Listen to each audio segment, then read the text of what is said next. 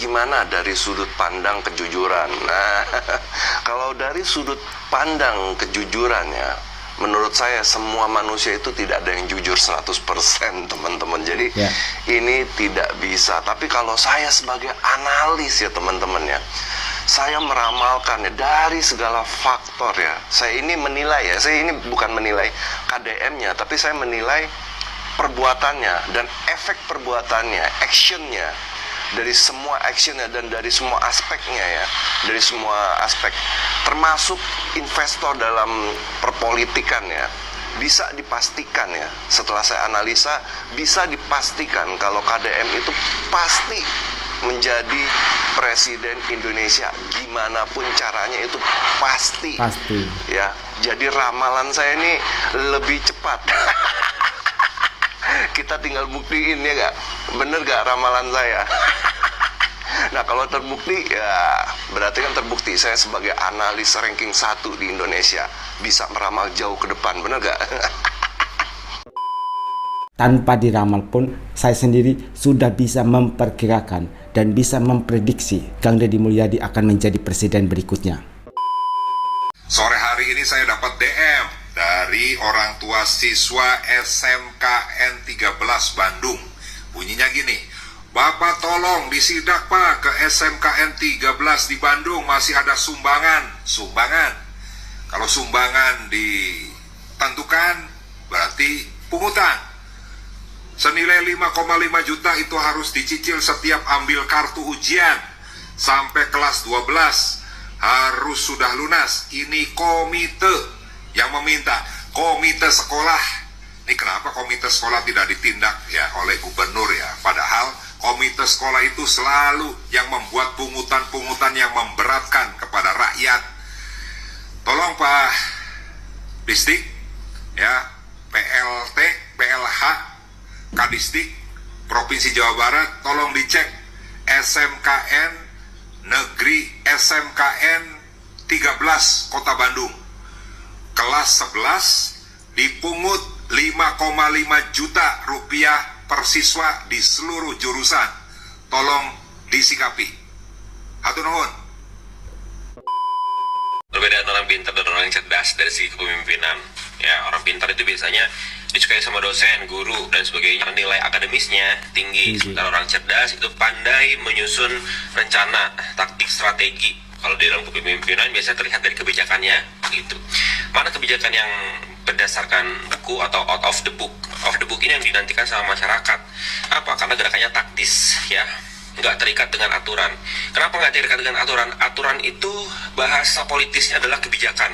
Karena ada kebijaksanaan di dalam situ. Jadi kadang-kadang bisa meloncati sebuah aturan. Karena apa? Karena ada kebijaksanaan.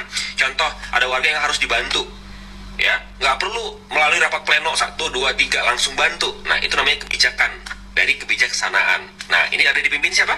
Ya ini kan aneh. Bukan elu, nongol aja lagi. Ya elah. Siapa coba?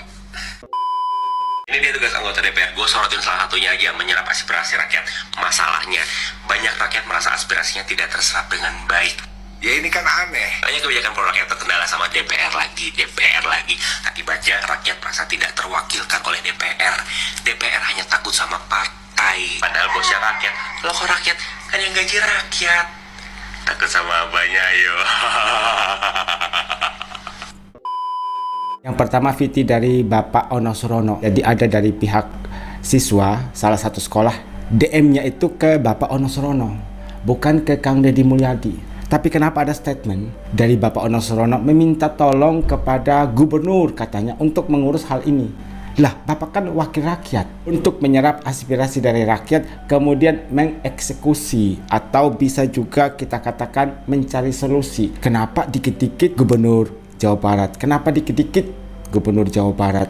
Lah, tugas dan fungsi Bapak itu apa sebenarnya? Kan sebagai wakil ketua DPRD, wakil ketua loh, posisinya itu kan tinggi, wakil ketua DPRD dari fraksi PDI Perjuangan. Bapak kan wakil rakyat. Kenapa harus nunggu Kang Deddy Mulyadi yang mengurus hal-hal ecek-ecek seperti ini? Saya yakin Bapak Ono Surono kan bisa untuk mengatasi hal ini. Kenapa dikit-dikit Kang Deddy Mulyadi, dikit-dikit Kang Deddy Mulyadi? Kemudian ada Dr. Gamal. Dr. Gamal ini anggota fraksi PKS DPR RI periode 2024-2029, Komisi 10 bidang pendidikan, olahraga dan riset. Sama seperti Farel Bramasta ya. Dr. Gamal sentil Kang Deddy Mulyadi 6 miliar untuk anak nakal. Lalu 650.000 anak yang tak sekolah mau dikemanakan? Beliau ini bertanya-tanya kepada Kang Deddy Mulyadi. Ada 6 miliar untuk program anak-anak nakal di barak militer. Lalu yang 650.000 anak-anak yang tak sekolah mau dikemanakan? Semuanya dipertanyakan. Anak-anak yang tak sekolah nanyanya ke Kang Deddy Mulyadi. Lah, tugas Anda sebagai wakil rakyat itu apa sih? Apalagi Bapak ini berada di bidang pendidikan, olahraga dan riset, termasuk kan di dalamnya dalam bidang pendidikan. Kenapa malah menyentil Kang Deddy Mulyadi? Dr. Gamal sentil KDM 6 miliar untuk anak nakal. Lalu 650.000 anak yang tidak bersekolah mau dikemanakan? Ini fenomena yang sangat langka menurut saya, karena baru di zaman Kang Deddy Mulyadi lah para wakil rakyat bermunculan menunjukkan muka-muka mereka ke masyarakat, terlebih lagi masyarakat Jawa Barat. Oh, ini wakil rakyat kita, oh ini wakil rakyat saya, oh ini DPRD Provinsi Jawa Barat teh. Banyak yang bertanya seperti itu. Ya, sedangkan di zaman gubernur yang dulu kalian tidak pernah muncul, sehingga kami tidak tahu wakil rakyat teh di mana ya. Wakil rakyat kita teh yang mana ya? Tidak ada yang tahu. Tetapi sebelumnya saya ingin minta maaf dulu nih buat Kang Emil, Ridwan Kamil. Kalau di VT ini saya akan bawa-bawa nama Akang ya. Punten Kang, ini hanya perbandingan saja. Perbandingan untuk wakil rakyat. Ya, yang pertama nih untuk membahas masalah 650.000 anak yang tidak bersekolah. Karena menurut hemat saya, jika benar ada 650.000 anak yang tidak bersekolah, ini pasti di zaman 2 periodenya Kang Emil. Ya. Karena Kang Deddy mah baru berapa ratus hari atuh menjabat. Ya, pasti ini di zaman Kang Emil, Kang. Tetapi kenapa sih Kang Emil tidak disentil oleh wakil rakyat? Ini oleh DPR RI tidak disentil, tidak mempermasalahkan masalah 650.000 anak yang tidak bersekolah di Jawa Barat. Coba, sieun ke Kang Emil begitu? Atau bagaimana? Sampai harus ngebahasnya di zaman Kang Deddy Mulyadi. Betul. Pada saat Kang Deddy Mulyadi membuat program, membuat kebijakan di mana anak-anak nakal yang ada di Jawa Barat ketika susah diatur, bikin pusing, itu diserahkan ke barak TNI untuk dididik. Ya Kang, kenapa baru muncul pertanyaan ini di zaman Kang Deddy Mulyadi? Kenapa tidak dipertanyakan di zaman Kang Emil, Kang ya? Kang Deddy ada yang nanya tuh, 6 miliar untuk anak nakal, lalu 650.000 anak yang tak sekolah mau dikemanakan, kata si Gamal. Eta si Gamal kasep-kasep tapi rada belekok juga nah. Boleh gak sih aku sebagai warga Jabar ngejawab pertanyaannya Mang Gamal? Boleh ya? Nih ya Mang Gamal, kalau menurut aku 6 miliar itu kecil untuk Kang Deddy, bisa aja pakai uangnya sendiri. Tapi kan berpikirnya daripada uang yang 6 miliar itu dipakai korupsi, udah aja dipakai untuk biaya anak-anak nakal di barak, ya kan? Ini aku punya sedikit cerita ya Mang Gamal. Rumah yang aku tempatin ini dulunya itu adalah kebun rimbun banget. Oke. Asli rimbun banget. Lalu aku bersihkan, ya tujuannya supaya bersih kan. Pas saat proses pembersihannya itu, banyak banget hewan yang keluar. Cacing, ada ulet, ada kodok. Semakin kebunnya bersih, semakin banyak banget hewan-hewan yang menjijikkan tuh keluar. Ada kalajengking, ada ular, ada tikus. Otomatis aku harus membasmi hewan-hewan menjijikkan itu supaya rumah aku nantinya bersih, bebas dari hewan-hewan yang menjijikkan. Tapi ini bukan perkara kebun ya. Ngerti tuh? Ngerti meureun manya teu ngarti. Hah? Ibu-ibu kalau udah speak up, nggak ada lawan memang ya. Mak-mak selain raja jalanan, raja kata-kata juga. Ibu ini mau membersihkan rumah. Rumah itu sebelumnya banyak semak-semak belukar, banyak sampah di dalamnya. Ketika dibersihkan keluar kecoak-kecoak, ular, cacing. Itu adalah sebuah Perumpamaan hewan-hewan menjijikan itu akan keluar ketika kita membersihkan tempat yang kotor, karena hewan-hewan itu tidak suka tempat yang bersih. Ini perumpamaan yang masuk akal. Kalau nggak salah ya, pola serangannya itu sama. Kalau kemarin Bapak Onosrono membahas soal Kabupaten Indramayu yang dikategorikan sebagai salah satu kabupaten termiskin di daerah Jawa Barat. Dan saya bikin video kemarin sore tentang Kang Onosrono yang ternyata lahir di Indramayu. Nah, Bapak Onosrono kan lahirnya di Indramayu.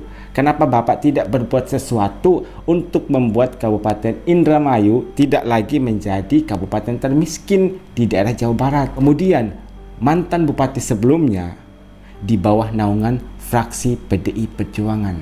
Bapak Onosrono dari partai mana? PDI Perjuangan kan? Kenapa Bapak tidak mengkritik mantan bupati sebelumnya? Kenapa di masa jabatan beliau, Kabupaten Indramayu malah masuk sebagai salah satu kabupaten termiskin di daerah Jawa Barat? Kenapa Bapak Onosrono malah menyalahkan Kang Deddy Mulyadi? Dr. Gamal juga mempertanyakan soal dana untuk pendidikan anak-anak di barak militer. Bapak Gamal ini kan menjabat sebagai anggota DPR dari tahun 2024. Sedangkan Kang Deddy Mulyadi baru menjabat sejak tahun 2025. Bapak Gamal, apa yang sudah Anda lakukan untuk Provinsi Jawa Barat? Kang Deddy Mulyadi sudah banyak gebrakannya loh, dan semuanya berhasil. Lalu apa yang sudah Bapak Gamal lakukan untuk Provinsi Jawa Barat dalam kapasitas Bapak sebagai wakil rakyat, anggota DPR Komisi 10 yang mengurus pendidikan, olahraga, dan juga riset? Ada satu pembahasan tentang Dr. Gamal. Pesan dari Dr. Gamal Albi Said untuk mahasiswa baru FAI Umsida. Ada poin yang keenam, mindset. Pilar terakhir yang ditekankan oleh Dr. Gamal adalah mindset. Menurutnya, mindset yang positif akan menentukan bagaimana seseorang menghadapi kehidupan. Ia mengajak mahasiswa FAI Umsida untuk selalu berpikir positif, percaya pada diri sendiri, dan tidak takut mencoba hal baru. Tidak takut untuk mencoba hal baru. Sama seperti yang dilakukan oleh Kang Deddy Mulyadi. Bapak sudah memberikan teori seperti ini soal mindset. Jangan takut untuk mencoba hal baru, kemudian berpikir positif. Tapi nyatanya Bapak tidak berpikir positif kepada Kang Deddy Mulyadi, malah negatif thinking terus.